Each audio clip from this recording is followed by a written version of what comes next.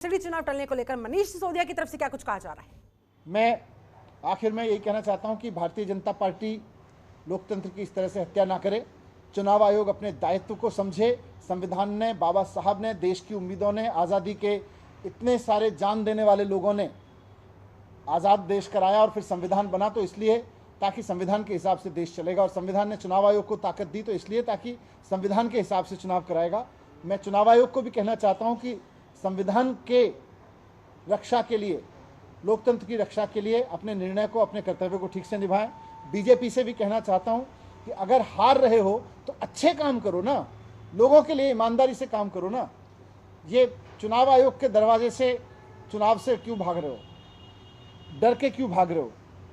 और मुझे पूरी उम्मीद है कि अभी अगर चुनाव हो तो 272 में से 250 सीटें आएंगी, और अगर बीजेपी इस तरह से चुनाव से भागी और भारतीय जनता पार्टी का ये चेहरा जो लोगों को आज समझ में आ गया है, इसके बाद तो हो सकता है 260 या 70 सीटें भी आ सकती हैं आम आदमी पार्टी की।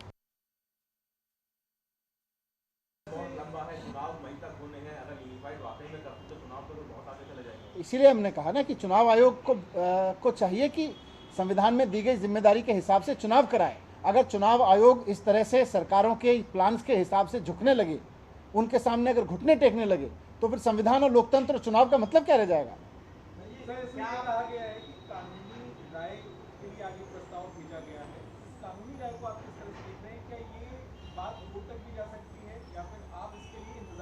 मुझे लगता है नहीं, इंतजार तो क्योंकि भारतीय जनता पार्टी भाग गई है तो जनता कर रही है कि कब बीजेपी को नगर निगम से लात मार के भगाए।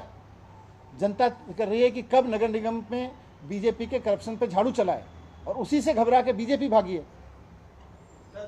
यूनिफाइड करने का ये जो फैसला केंद्र सरकार ने आज किया है, इसको आप किस तरीके से देखते हैं और क्या लगता है कि आप आम आदमी पार्टी यूनिफाइड करने के हक में है?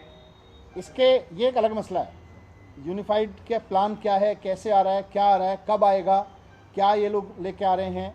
क्योंकि पिछली बार जब ट्रैफिक एक्शन हुआ था तो दिल्ली विधानसभा से हुआ था, जब 3 हिस्से किए गए थे दिल्ली विधानसभा से किए गए थे, तो कैसे किया जा रहा है ये अलग मसला है। इस पर जब कोई प्रस्ताव होगा तो उस पर एग्जाम करेंगे।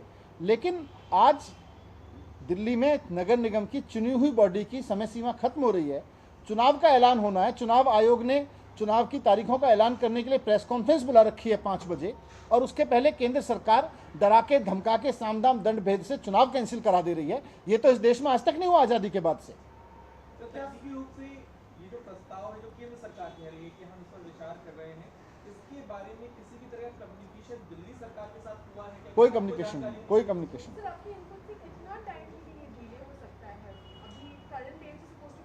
देखिए, हमें नहीं पता ना, ये तो हमको और आपको साथ में ही पता चला है। आप लोग भी चुनाव की तारीखें सुनने गए थे, आपको भी नहीं पता था कि आज एक झुका हुआ भारतीय जनता पार्टी के घुटने पर रेंगता हुआ चुनाव आयोग आपको देखने को मिलेगा। आपको भी नहीं पता था, आपको भी लग रहा था कि हो सकता है चुनाव आयोग आज चुनाव की तारीख बताएगा। चुनाव आयोग का ये कहना है कि चुनाव बहुत ज्यादा डिले नहीं होंगे और जिस तरीके जो तारीख है उस तारीख में हम कराएंगे, और साथ ही साथ वो ये भी आश्वस्त कर रहे हैं कि किसी तरीके का दबाव नहीं है, बस लीगल ओपिनियन के लिए हम भेज रहे हैं। नहीं, लेकिन तारीखों का ऐलान करने के बाद भी तो कर सकते थे। तारीखों का ऐलान क्यों टाला? ऐसी क्या मजबूरी आ गई चुनाव आयोग की? मैं फिर से आपके माध्यम से भी चुनाव आयोग को कहना चाहता हूं कि आपके ऊपर बहुत बड़ी जिम्मेदारी है इस देश में, संविधान को बचाए रखने की, लोकतंत्र को बचाए रखने की। पार्टियां आएंगी जाएंगी, सरकारें आएंगी जाएंगी, लेकिन ये चुनाव आयोग, ये संस्थाएं, इंस्टीट्यूशंस को खत्म ना करें। खबरों के निष्पक्ष विश्लेषण के लिए जनतंत्र टीवी के फेसबुक पेज को लाइक, शेयर और कमेंट करना ना भूलें। देखते रहिए आपका अपना पसंदीदा न्यूज चैनल जनतंत्र टीवी। डाउनलोड कीजिए जनतंत्र टीवी ऐप को, जो कि अवेलेबल है गूगल प्ले और ऐप स्टोर पर। अधिक जानकारी के लिए अभी डाउनलोड करें।